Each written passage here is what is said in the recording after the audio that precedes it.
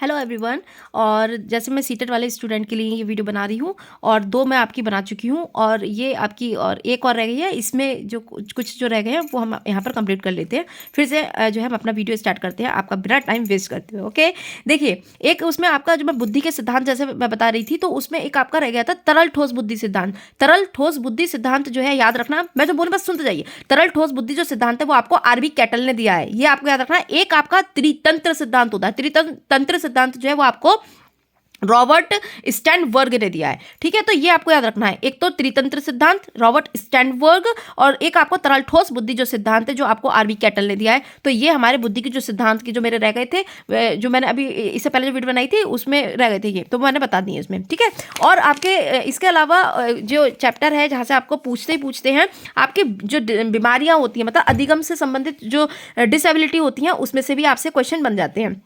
जैसे आपसे यहाँ पर ये पूछ सकते हैं, तो आपको याद रखना, अगर मान लीजिए किसी को मौखिक रूप से सीखने की अक्षमता है, नहीं मतलब बोल पाता, तो वो अफेजिया होती है ना, भाषा से संबंधित जो रहती है, बोल नहीं पाता है बच्चा, तो वो अफेजिया या डिस्फेजिया होती है। ठीक है, और यह वाला क्वेश्चन तो आपको इतनी बार पूछा गया कि पढ़ने से जो रिलेटेड जो होती है, देखिए जहाँ पे अगर बच्चा पढ़ नहीं पाता है तो वो आपकी कौन सी बीमारी होती है, पढ़ने से संबंधित होती है आपकी डिसलेक्सिया। इतनी बार क्वेश्चन आया, जब मेरा एग्जाम था तो वहां पर ये पूछा गया था, पढ़ने की अक्षमता वाला जो बच्चा होता है वो होता है डिसलेक्सिया होता है उसको। ठीक है, लिखने की अक्षमता जब आ जाती है तो वहां पर क्या हो जाता है, डिसग्राफिया। एक बात बताओ, ग्राफ पेपर पर लिखते तो हैं, तो आप इस तरीके से याद रखना, जो लिखने की अक्षमता होती है उसके अंदर आपकी आ जाती है क्या कहते हैं, डिसग्राफिया, और जो पढ़ने से रिलेटेड होती है वो होती है डिसलेक्सिया। पढ़ने वाली ज्यादातर आपसे पढ़ने वाली पूछते हैं, तो कौन सी होती है, डिसलेक्सिया होती है पढ़ने वाली अक्षमता। और जो लिखने की अक्षमता होती है वो होती है आपकी डिसग्राफिया। ग्राफ पर लिखते हो, इससे याद रख लेना, ट्रिक समझ लो आप।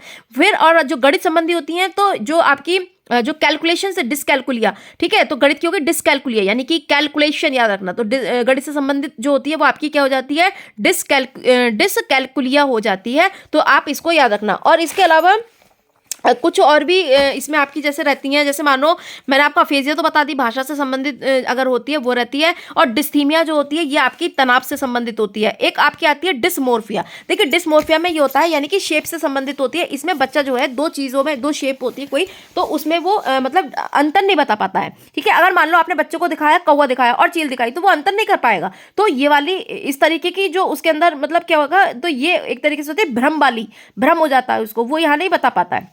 तो ये होती है। और एक आपकी आती है गामक कौशल से संबंधित भी आपकी जो डिसेबिलिटी है वो होती है। इसमें क्या होता है कि सॉरी, अप्रेक्सिया होती है। वो अप्रेक्सिया जो होती है वो आपकी गामक कौशल जो होता है उससे रिलेटेड होती है। ठीक है, अप्रेक्सिया जो होती है वो आपके गामक कौशल से रिलेटेड होती है। और आपका एक क्वेश्चन मूल प्रवृत्ति से जरूर पूछा जाता है। देखिए जो मैकडूगल थे उन्होंने 14, आपको यहाँ पर क्या याद रखना है, जो आपके देखिए जो आपके मैकडूगल थे उन्होंने 14 मूल प्रवृत्तियां आपको बताई थी और 14 ही उन्होंने जो है संवेग बताए थे। एक आपकी ये डेफिनेशन बहुत पूछी जाती है कि संवेग व्यक्ति की उत्तेजित दशा होता है। संवेग व्यक्ति की उत्तेजित दशा होता है, ये बहुत बार आपसे पूछा जा चुका है। देखिए आपसे एक जो क्वेश्चन है, संवेग में एक देखिए मूल प्रवृत्ति होती है, मूल प्रवृत्ति से ही रिलेटेड आपका क्या होता है, संवेग होता है। मैं आपको बोल रही हूँ, आप बस उस चीज़ को कान खोल के सुन लो कि कौन सा जो है आपके एग्जाम में आपसे मतलब पूछा ही जाता है हमेशा। तो मैं वही चीज़ें आपके साथ डिस्कस कर रही हूँ। एक आपका जो संवेग होता है ना, देखिए मूल प्रवृत्ति, एक इंसान की मूल प्रवृत्ति क्या होती है, जैसे ही उसके सामने कोई परेशानी आती है वो वहां से क्या कर देता है, पलायन कर देता है। तो ये हमारी मूल प्रवृत्ति होती है। क्या होता है, पलायन, यानी कि शेर देख ले तो आप वहां से भागोगे कि नहीं भागोगे, तो हमारे अंदर शेर, अगर शेर देखोगे डर लग जाएगा, तो डर क्या है, संवेग है आपका। तो ये वाला आपसे पूछ लिया जाता है। तो मूल प्रवृत्ति आपकी पलायन दे रखी है ना, तो इसका जो संवेग होता है वो क्या होता है, भय होता है। ये आपसे पूछा गया हुआ है। और एक आपका मूल प्रवृत्ति होती है निवृत्ति। निवृत्ति होती है, यानी कि किसी चीज को छोड़ना होता है। तो घृणा, इसका जो संवेग होता है वो क्या होता है, घृणा होता है। ये आप याद रखना, क्योंकि जो चीज पूछी जा चुकी है मैं भी यहाँ पर सिर्फ आपको वही बताऊंगी।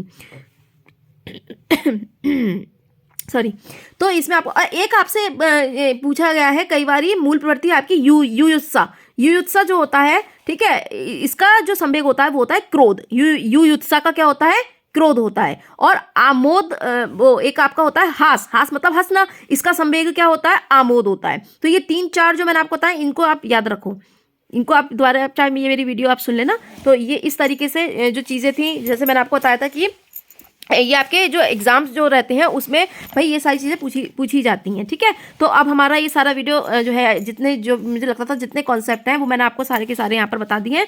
ठीक है, तो अब अपना ये वीडियो हम यहीं पे क्लोज करते हैं, और all the best all of you, सभी को बहुत बहुत मेरी साइड से बेस्ट विशेस। ओके, ओम साई राम।